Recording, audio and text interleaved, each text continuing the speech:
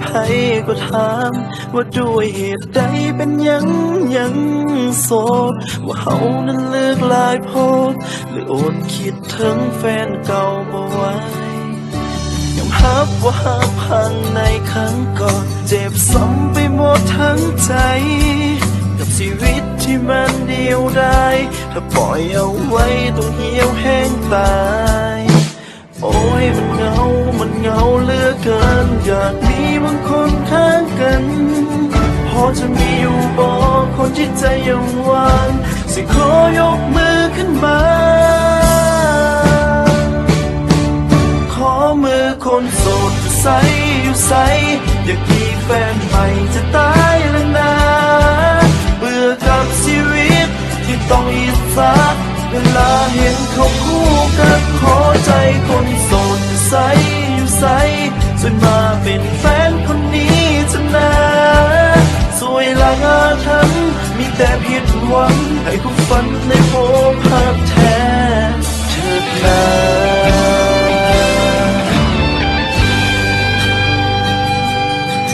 อยากมีคนหนึ่งไว้คอยโอบกอดเวลาที่ท้อกับปัญหาวุ่นวายหากว่าใครมีความจริงใจ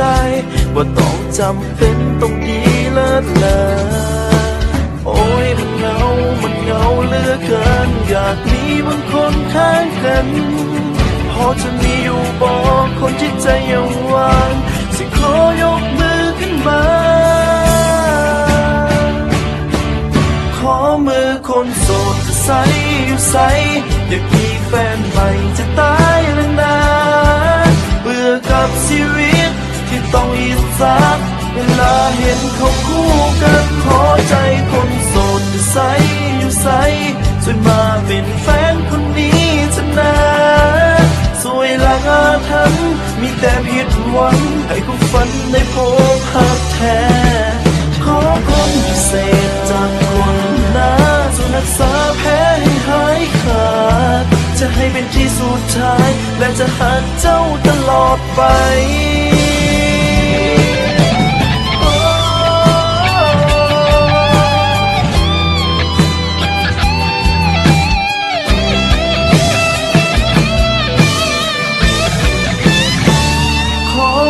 คนโสดจะใส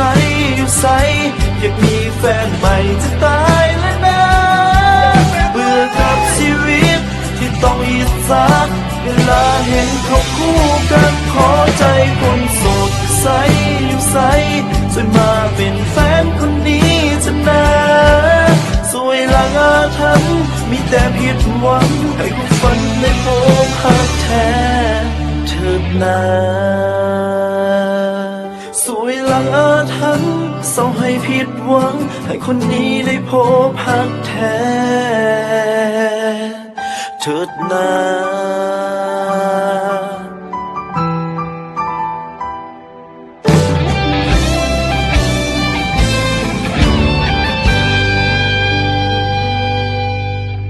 ขอคนพิเศษจากคนหน้าจะรักษาแผลให้หายขาดจะให้เป็นที่สุดท้ายและจะหักเจ้าตลอดไป